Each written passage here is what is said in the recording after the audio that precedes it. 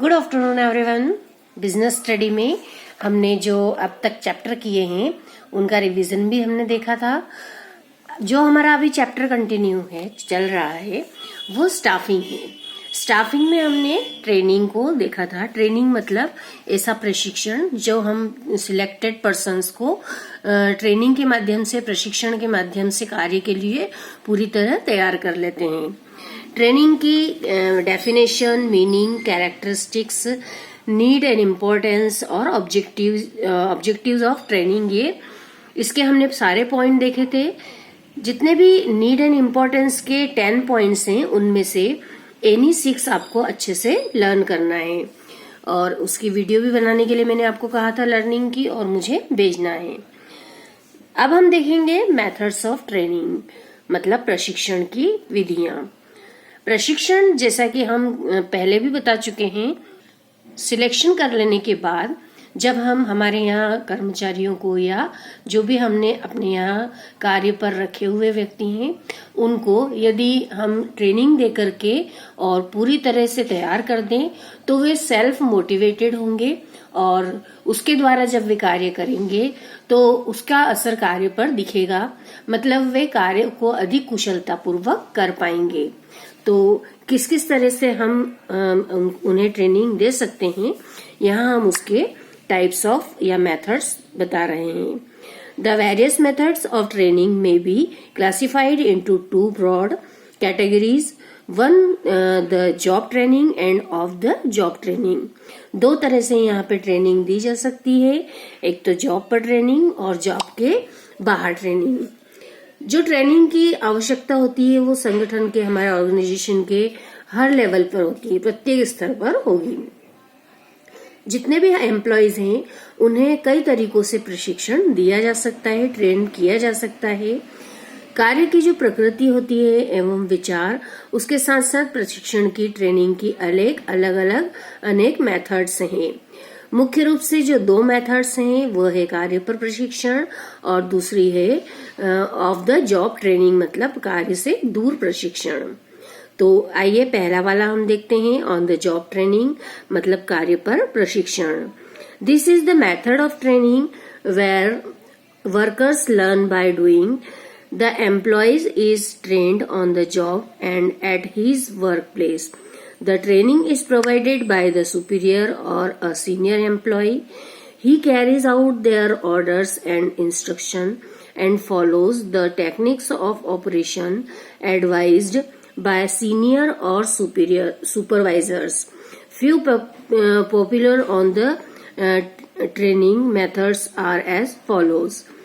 इसके जो जॉब पर ट्रेनिंग दी जाती है उसमें जो हमारा कार्य को चेंज करना, कार्य रोटेशन ट्रेनिंग, जो पहला वाला है, ये भी आपको इसके द्वारा आपको समझ में आएगा कि हम कार्य को जो बदल करके और ट्रेंड करते हैं, उन्हें अलग अलग कार्य के द्वारा ट्रेनिंग दी जाती है, तो किस तरह से वे कार्य के लिए प्रशिक्षित हो पाते हैं।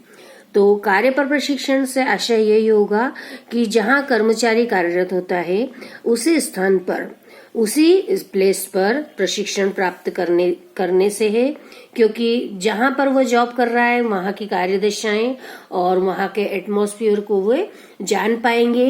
अर्थात कर्मचारियों को वास्तविक कार्य परिस्थितियों में प्रशिक्षण प्रदान करना ही कार्य पर प्रशिक्षण कहलाता है। इस विधि में जो कर्मचारी प्रशिक्षण भी प्राप्त करते हैं और कार्य की जो वास्तविक परफॉर्मेंस है वो भी हो पाती है। एक सुपरवाइजर द्वारा प्रशिक्षण के कार्यों का निरीक्षण भी किया जा सकता है, उसका सुपरविजन भी कर सकते हैं सुपरवाइजर्स के द्वारा। इसलिए जॉब ट्रेनिंग के द्वारा हम उन्हें प्रशिक्षित करते हैं। जॉब रोटेशन ट्रेनिंग जो है वो it involves a systematic transfer of the training from one job to another so as to broaden his knowledge and attitude. Committed assignment and temporary promotion are other example of on the job training method. जो job rotation होता है, मतलब कार्य को बदलकर जब हम प्रशिक्षण देते हैं, तो उससे तात्पर्य होगा कि जो विभिन्न वास्तविक कार्य के स्थल होते हैं या प्लेस होते हैं वहां पर प्रशिक्षण प्राप्त करना। इस विधि के द्वारा इस मेथड का प्रमुख उद्देश्य भी यही है कि एक जो मैनेजर होता है वो अपने उपक्रम के या अपने बिजनेस के सभी विभागों की जानकारी प्रदान उन्हें कराता है। एक उत्पादन संस्था में जो विभिन्न विभाग होते हैं जैसे purchase department, production, sales department, accounts department, इन सब की भी उन्हें जानकारी हो जाती है। मैनेजर को सभी विभागों में नियुक्त किया जाता है। मतलब मैनेजर के द्वारा जिन एम्प्लॉय को ट्रेनिंग दी जा रही है उन्हें सभी प्रकार के कार्यों को बताया जाता है। इससे उसे समस्त विभागों की समस्त डिपार्टमेंट्स की जानकारी हो जाती है। इस पद्धति का यह लाभ है कि विपरीत परिस्थितियों में भी कोई मैनेजर किसी भी विभाग में अपने किसी कार्य को पूर्ण करवाना चाहता है तो वह उस व्यक्ति को जिसे ट्रेनिंग दी जा रही है उसे कह करके और उससे वह कार्य करवा लेता है। तो जो जॉब रोटेशन होता है इसमें ट्रेनिंग का प्रॉफिट ही होगा या ये एडवांटेज होता है कि उसे सभी विभागों की जानकारी के द्वारा कार्य की ट्रेनिंग दी जाती है। Advantages of job rotation training, लाभ जो है जॉब रोटेशन ट्रेनिंग के, कार्य बदली प्रशिक्षण के, इट इज लेस एक्सपेंसिव दस इकोनॉमिकल।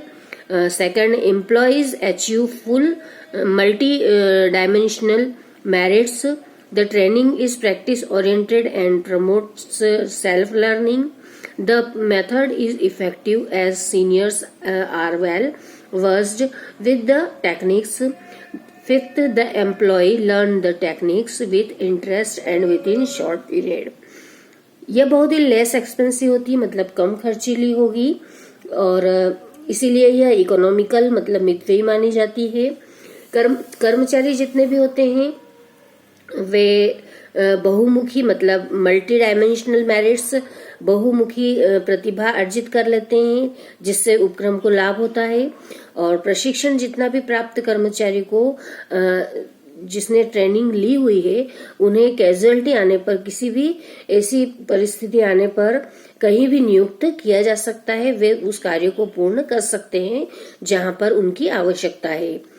इसमें एम्प्लॉय अपनी रुचि के अनुसार, इंटरेस्ट के अनुसार कम समय में ही कार्य सीख लेते हैं, लर्न कर लेते हैं और इस प्रकार से प्राप्त प्रशिक्षण से बिजनेस के विस्तार को मतलब ब्रॉड हम बिजनेस को कर सकते हैं। तो ये सारे एडवांटेज के होते हुए ही हम कार्य बदली प्रशिक्षण को देने के लिए कर्मचारियों को आगे लेते हैं, मतलब उन्हें हम प्रिफर करते हैं कि वे इस कार्य को ट्रेनिंग के द्वारा सीख लें।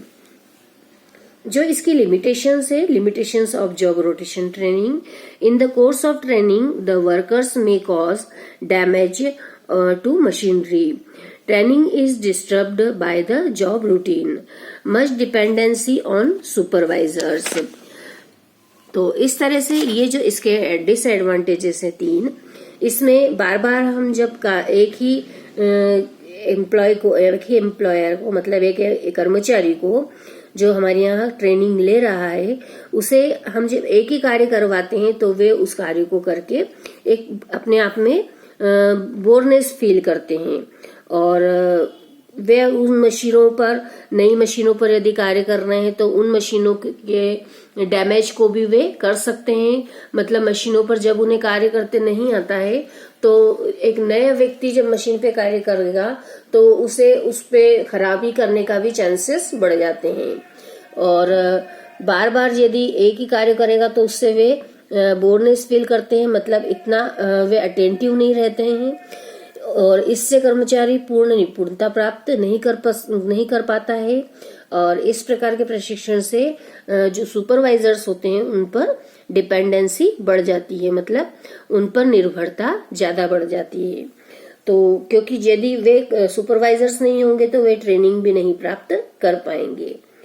लेकिन इन सब सीमाओं के होते हुए भी इसके एडवांटेजेस ज्यादा हैं, इसलिए जब ट्रेनिंग दी जाती है तो इस पद्धति को अपनाया जाता है। जॉब रोटेशन ट्रेनिंग के द्वारा एम्प्लॉयज को ट्रेनिंग दी जाती है और वो सुपरवाइजर के द्वारा ही देखरेख में दी जाती है। नेक्स्ट जो इसकी सुटेबिलिटी मतलब इसकी उपयोगिता भी हम देखेंगे. It is suitable where a few employees are to be trained in the real job environment and no expert instructor is required. It is mostly used in educational institute. यह पद्धति वहाँ उपयुक्त होगी जहाँ कर्मचारियों की संख्या कम होती है. जो मैन्युफैक्चर इंडस्ट्रीज होती है, जो निर्माणी संस्थाएं होती है, वहां पर यह पद्धति उपयुक्त नहीं मानी जाती, बल्कि एजुकेशनल इंस्टीट्यूट में यह पद्धति को उपयुक्त समझा जाता है. तो इस तरह से यह पद्धति जो है जॉब रोटेशन ट्रेनिंग निश्चित रूप से प्रॉफिटेबल होती है. नेक्स्ट है प्रशिक्षणार्थी कार्यक्रम मतलब अप्रेंटिसशिप ट्रेनिंग.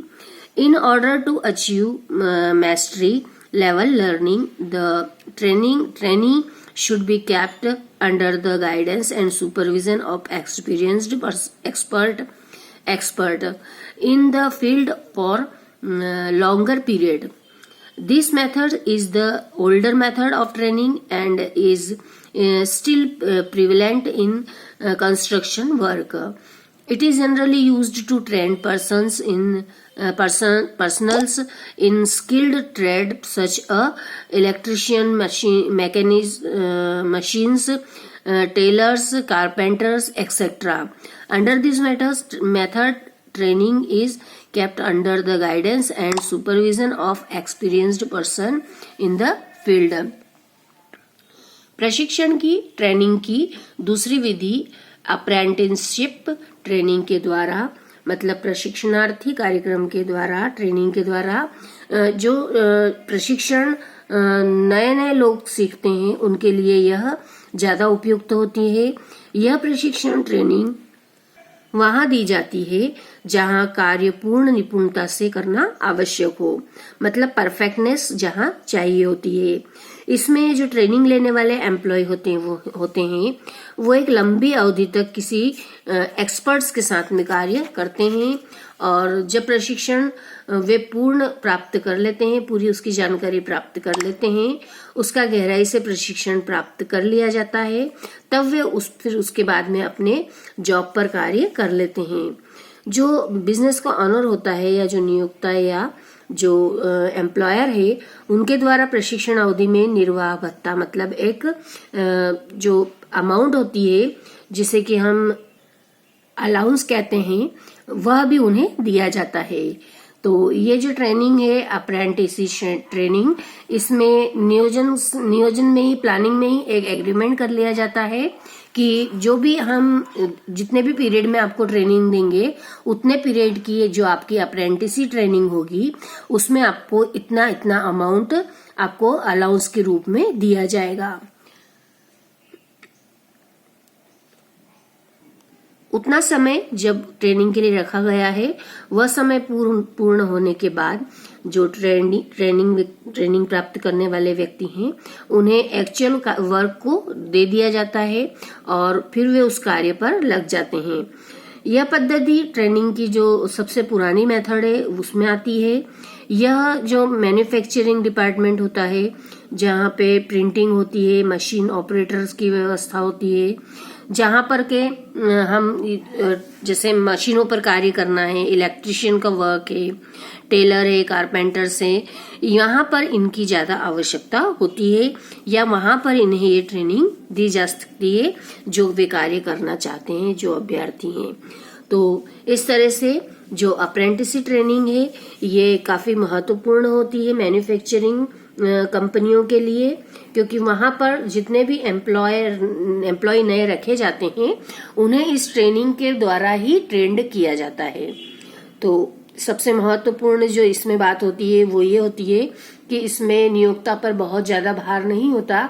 जितने समय की वे ट्रेनिंग देते हैं उतने समय में वे उनकी सैलरी का कुछ पार्ट बचा भी लेते हैं और उसमें उनके कार्यों पर भी बहुत ज्यादा असर नहीं होता है क्योंकि थोड़ा थोड़ा उनका भी कार्य होता रहता है. अब इसके एडवांटेजेस देखेंगे. एडवांटेजेस ऑफ अप्रेंटिसशिप ट्रेनिंग और program. Trainee gets remuneration while he is still a trainee. Trainee gets extensive and specialized training under qualified and experienced supervision. No problem of adjustment at actual job as the trainee work in real situation. Fourth, this is an effective method of getting specialized training in the work. Apprenticeship program के जो profit है या advantages हैं उसके अंतर्गत प्रशिक्षणार्थी जितने भी हैं, जितने भी ट्रेनी पर्सन्स हैं, उन्हें रेम्यूनरेशन मिलता है बोनस के रूप में। यह ट्रेनिंग लॉन्ग पीरियड की होती है जिसमें कि वे अपनी पूरी स्किल को डेवलप कर लेते हैं, कार्य को पूरी तरह से सीख जाते हैं। इसमें जो ट्रेनी होते हैं वे किसी विशिष्ट प्रकार के ही प्रशिक्षण को प्राप्त करते हैं। वे ऐसी ट्रेनिंग लेते हैं जो स्पेशलाइज्ड वर्क करने के लिए दी जाती है। इसमें इस ट्रेनिंग के द्वारा वास्तविक परिस्थितियों का भी उन्हें नॉलेज हो जाता है, एक्चुअल कंडीशन क्या है वर्क प्लेस की। और इसके बाद जो ट्रेनी होते हैं वो संस्था के प्रति उनकी निष्ठा को भी बढ़ा पाते हैं जब वे वहां पर कार्य करते हैं। तो इसके एडवांटेजेस के अलावा फिर अब इसकी ये लिमिटेशंस या disadvantages of apprenticeship program. After the apprenticeship training period trainee may not get job. The method is not economical. And third, generally apprenticeship training period is large. जो अप्रेंटिसशिप ट्रेनिंग के बाद में उनके रोजगार में उन्हें रोजगार प्राप्त हो यह अनिश्चितता बनी रहती है और यह बहुत एक्सपेंसिव मानी जाती है क्योंकि इसमें उन्हें बोनस दिया जाता है और लगातार निरीक्षण करना इसमें संभव नहीं होता है क्योंकि जो इसका पीरियड होता है वो काफी बड़ा होता है या लार्ज पीरियड में इस ट्रेनिंग को दिया जाता है। तो इस तरह से इसके 3 ये डिसएडवांटेज या लिमिटेशन है। इन लिमिटेशंस को दूर यदि कर दिया जाए तो अप्रेंटिसशिप ट्रेनिंग काफी महत्वपूर्ण रोल अदा करती है जो मैन्युफैक्चरिंग इंस्टीट्यूशंस होते हैं उनके लिए, क्योंकि जो भी ऐसी कंसर्न है जहां पे कार्य किया जा रहा है, जहां पे रूटीन वर्क में कार्य को रोकना नहीं चाहिए, वहां पे यह ट्रेनिंग दिया जाना बहुत अच्छा माना जाता है क्योंकि उनका कार्य भी होता रहता है और उन्हें अपने यहाँ नए व्यक्ति भी मिल जाते हैं कार्य करने के लिए और वे ट्रेंड भी हो जाते हैं। इसलिए इस अप्रेंटिसशिप ट्रेनिंग के द्वारा जहां पे भी कार्य की ट्रेनिंग दी जाती है वहां पर निश्चित रूप से एक जो प्रोडक्शन का वर्क है वो कभी रुकता नहीं है और मशीनों को भी रेगुलरली मशीनें चल भी पाती है वहां पे और मशीनों पर कार्य करने की उन्हें हैबिट भी हो जाती है। नेक्स्ट जो है वो है कोचिंग। थर्ड पॉइंट, कोचिंग मतलब होता है शिक्षण। कोचिंग या शिक्षण के द्वारा in this method the trainee received instruction by a superior. The superior or the coach makes a trainee understand as to how to get goals, how to achieve these goals, and provides suggestion for the same. The coach periodically review the progress of a trainee, which serves as a basis of his learning. The trainee works directly under the coach and the coach takes full responsibility for the coaching. Hence the trainee is being groomed to replace the senior manager or relieve him from some of his duties. जो शिक्षण के द्वारा प्रशिक्षण प्राप्त करना, इस पद्धति के अंतर्गत प्रशिक्षणार्थी जो होते हैं, जितने भी ट्रेनी होते हैं, कोई एक अधिकारी किसी उच्च अधिकारी या टॉप लेवल के मैनेजर के द्वारा ट्रेनिंग प्राप्त करते हैं। प्रशिक्षण आपसी सलाह से या उद्देश्यों को निर्धारित करते हैं। जो उनकी एडवाइस होती है उसके द्वारा ही वे ट्रेनिंग भी देते हैं। जो निर्धारित उद्देश्य होते हैं उनकी प्राप्ति के लिए वे सजेशंस देते रहते हैं, सुझाव देते हैं और पूर्व निश्चित समय के अवधि के अंदर ही जो ट्रेनी होते हैं वे ज्ञानवर्धन कर लेते हैं, मतलब वे अपने नॉलेज को बढ़ा लेते हैं और इसका आकलन या इसका वैल्यूएशन मैनेजर्स के द्वारा कर लिया जाता है और परिणाम के आधार पर जो उचित निर्णय है वो लिया जा सकता है और प्रशिक्षणार्थी के व्यवहार या बिहेवियर और उनके कार्य में उन्होंने किस तरह से अपना परफॉर्मेंस दिया है, किस प्रकार से बदलाव कर सकते हैं, यह सब भी वे आसानी से सीख जाते हैं। तो उन्हें सिर्फ कोचिंग दी जाती है, उन्हें सिर्फ बताया जाता है, शिक्षण दिया जाता है कि उन्हें किस प्रकार से कार्य करना है और यदि उन्हें सिखाने के बाद वे उस कार्य को करने के लिए प्रिपेयर हो जाते हैं तो उनकी ट्रेनिंग कंप्लीट मानी जाती है। तो इस प्रकार से जो कोचिंग है या शिक्षण है यह पूरी तरह से प्रैक्टिकल नहीं माना जाता, क्योंकि यहाँ पर उन्हें कार्य करने के लिए प्रैक्टिकल नॉलेज कुछ भी नहीं दिया जाता है, सिर्फ उन्हें ओरली समझाया जाता है और उन्हें कार्य करने के लिए प्रेरित किया जाता है। कार्य किस प्रकार करना है यह उन्हें शिक्षण दिया जाता है, उन्हें शिक्षित किया जाता है। तो नेक्स्ट हम देखते हैं इंटर्नशिप ट्रेनिंग। इंटर्नशिप ट्रेनिंग मतलब संयुक्त प्रशिक्षण। तो संयुक्त प्रशिक्षण इंटर्नशिप ट्रेनिंग के अंतर्गत in order to make effective coordination between theoretical education and practical training. This type of training is used in medical, auditing, management and lawyer professional. Internship training is essential. The candidate, while in institution or sometimes even after their theoretical education, received internship training in hospitals, court, management institutions and auditing firm. जो संयुक्त प्रशिक्षण होता है internship training, इसमें तकनीकी संस्थाओं द्वारा जो टेक्निकल इंस्टीट्यूशंस होती हैं और जो व्यावसायिक संस्थाएं होती है जो कि बिजनेस कंसर्न्स होती है, वे मिलकर अपने सदस्यों को या अपने जितने भी कार्य करने के लिए जो सिलेक्ट व्यक्ति हैं अपने सदस्यों को ट्रेनिंग की व्यवस्था करती है। इस प्रशिक्षण का मुख्य उद्देश्य जो होगा कर्मचारियों के सैद्धांतिक और व्यवहारिक ज्ञान में संतुलन स्थापित करना होता है। थ्योरेटिकल एंड प्रैक्टिकल दोनों ही नॉलेज उन्हें प्राप्त हो सके और ट्रेनिंग लेने वाले को सैद्धांतिक ज्ञान मतलब प्रैक्टिकल, थ्योरेटिकल नॉलेज और स्वयं शैक्षणिक संस्थाएं प्रदान करती है। जो एजुकेशन इंस्टीट्यूशंस होती है वे थ्योरेटिकल नॉलेज उन्हें खुद देती है, जबकि जो प्रैक्टिकल नॉलेज होता है वह व्यावसायिक संस्थाओं में प्राप्त होता है, इसलिए उसके लिए उन्हें बिजनेस कंसर्न्स में भेज देती है। तो जितनी भी व्यावसायिक संस्थाओं में कार्यरत कर्मचारी होते हैं उनको आधुनिक ज्ञान प्राप्त करने के लिए एजुकेशन इंस्टीट्यूशंस में भेजा जाता है। तो इस तरह से जो ट्रेनी होते हैं, जो प्रशिक्षण प्राप्त करने वाले होते हैं, उन्हें एक स्थान से दूसरे स्थान पर जाना होता है।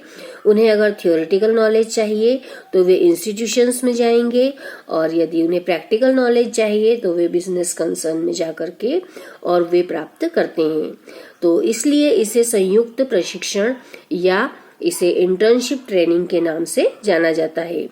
तो इन दोनों में जो कोऑर्डिनेशन बनाना होता है वो बहुत कंपलसरी होता है, क्योंकि किस समय उन्हें थ्योरेटिकल नॉलेज की आवश्यकता है और किस समय प्रैक्टिकल नॉलेज की। ये दोनों के बीच में अगर कोऑपरेशन या कोऑर्डिनेशन सही बैठता है तो ही यह प्रशिक्षण की पद्धति सक्सेसफुल मानी जाती है।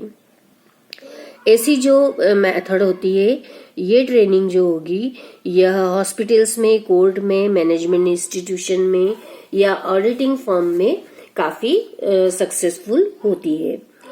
इसके एडवांटेजेस देखेंगे। Advantages of internship training: balance in theoretical and practical knowledge.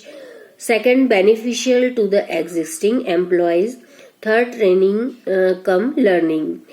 जो तीनों इसके एडवांटेज हैं, इसमें जो सैद्धांतिक और व्यवहारिक ज्ञान, प्रैक्टिकल एंड थ्योरेटिकल दोनों में एक संतुलन बनाना मतलब बैलेंस रखना, और यह जो भावी कर्मचारी होते हैं उनके लिए बहुत ज्यादा लाभदायक न हो करके और पहले से जो कार्य करने वाले व्यक्ति हैं, जो हमारे यहाँ हमने पुराने कर्मचारियों को ही ट्रेनिंग दिए, उनके लिए काफी प्रॉफिटेबल होगा या बेनिफिशियल होगा।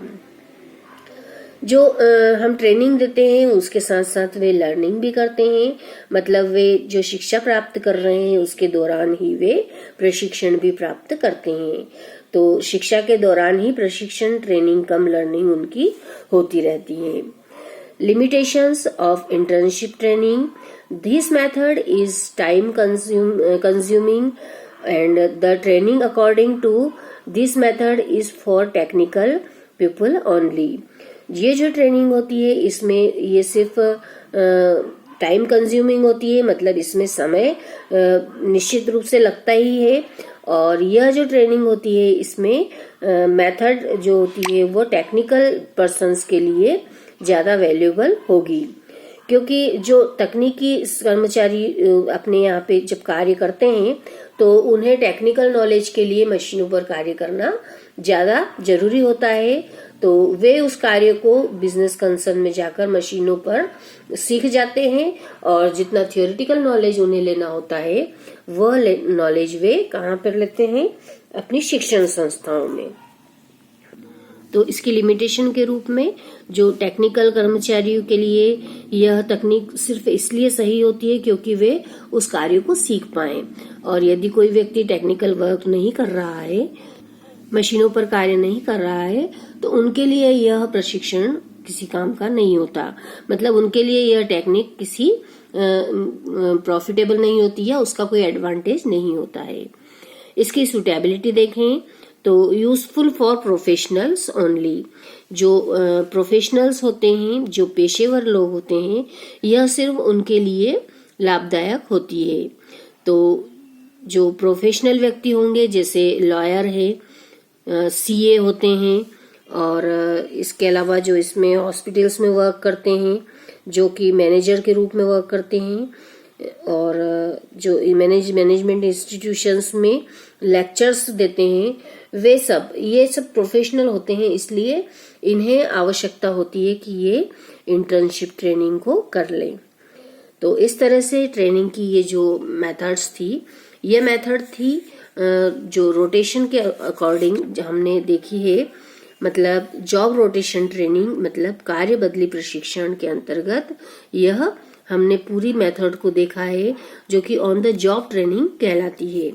जॉब पर रहकर जो ट्रेनिंग होती है वो ये सारी ट्रेनिंग होगी, ये 4 जो कि हमने अभी देखी है। अब इसके आगे जो नेक्स्ट है वो है ऑफ द जॉब ट्रेनिंग, मतलब जब हम ट्रेनिंग दें तो वह कार्य से दूर किसी भी प्रशिक्षण की पद्धति को किया जाए या उनके द्वारा ट्रेनिंग दी जाए जहां पे वर्क नहीं चल रहा है, मतलब जहां पे एक्चुअल उनका वर्क प्लेस नहीं है, उससे दूर उन्हें हम ट्रेनिंग दें। तो ऑफ द जॉब ट्रेनिंग देखने के पहले इसके जितने पॉइंट्स हैं जो अभी हमने देखे हैं, इन्हें आपको बहुत अच्छे से एक बार और पढ़ना है, और इसमें यदि कोई पॉइंट समझ में नहीं आया आपको तो आप मुझसे कॉल करके पूछेंगे या फिर आप व्हाट्सएप पे मैसेज देके भी पूछ सकते हैं, और इसे आपको लर्न भी करना है।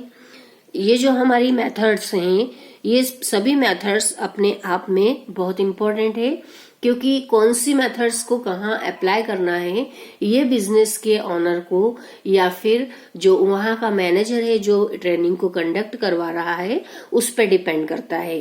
तो किस तरह के कार्य के लिए ट्रेनिंग दी जा रही है या कौन से कार्य के लिए हम पर्सन्स को या हमारे यहाँ के ट्रेनिंग को ट्रेन कर रहे हैं, इस पर भी डिपेंड करता है कि हम कौन सी ट्रेनिंग को अपनाएं। इसलिए ऑन द जॉब ट्रेनिंग में ये जितने भी ट्रेनिंग के मेथड्स बताई गई है ये सभी आपको अच्छे से पढ़ना है। हमारा अब तक जितना भी कोर्स हो चुका है, ये पूरे कोर्स की आपको एक कॉपी या रजिस्टर के रूप में नोटबुक के रूप में तैयार करना है। जितने भी हमारे चैप्टर कंप्लीट हो चुके हैं उन सब के जो पीछे ऑब्जेक्टिव्स क्वेश्चंस दिए हैं उनको भी आपको चैप्टर वाइज उसी कॉपी में कंप्लीट लिखना है, क्योंकि ये जितने भी ऑब्जेक्टिव टाइप क्वेश्चंस हैं ये आपकी एनुअल एग्जाम के लिए काफी इम्पोर्टेंट है, क्योंकि इस तरह के क्वेश्चंस आपको बहुत सारे अभी आने वाले हैं। जो चैप्टर के बीच में भी क्वेश्चंस बीच बीच में आए हैं, जो एक एक नंबर के क्वेश्चन बन सकते हैं, जो मैंने पढ़ाते पढ़ाते भी आपको समझाए हुए हैं, तो इनको भी आपको विशेष रूप से ध्यान रखना है। बिल्कुल कंपलसरी नहीं है कि जितने इनके जो पीछे ऑब्जेक्टिव्स दिए हैं वही ऑब्जेक्टिव आए, जो इसके बीच के चैप्टर हैं उनमें से भी कई ऑब्जेक्टिव्स निकल सकते हैं, जो कि मैंने अपनी वीडियोस में जब पढ़ाते हैं तो उस समय बीच में आपको बताए हुए हैं। तो आपको पूरी वीडियो को अच्छे ध्यान से सुनना है, और इस तरह से जब आप पूरी एक एक बात को ध्यान से सुनेंगे तो ये बात आपके दिमाग में रहेगी, और जब आपको वो क्वेश्चन सामने आएगा तो आपके सामने एकदम ध्यान आएगा कि उस समय इस पॉइंट के लिए ये शब्द बीच में आया था। तो इसलिए आपको ये एक मैंने हिंट दी है कि आप जो जितने भी ऑब्जेक्टिव टाइप क्वेश्चन है वो चैप्टर में से ही करेंगे, और चैप्टर के पीछे दिए हैं वो भी करेंगे। आपको अपने रजिस्टर कंप्लीट रखना है। स्कूल में कभी भी मंगवाया जा सकते हैं कि आपके रजिस्टर को लेकर आइए। जितना कोर्स अभी हमारे क्लास में चल रहा है, जो हमारी वीडियोस में चल रहा है, उतना कोर्स आपके रजिस्टर में कंप्लीट लिखा हुआ होना चाहिए, तभी आपको उसकी मार्किंग की जाएगी और उसके आधार पर ही आपकी ग्रेड भी डिसाइड की जाएगी।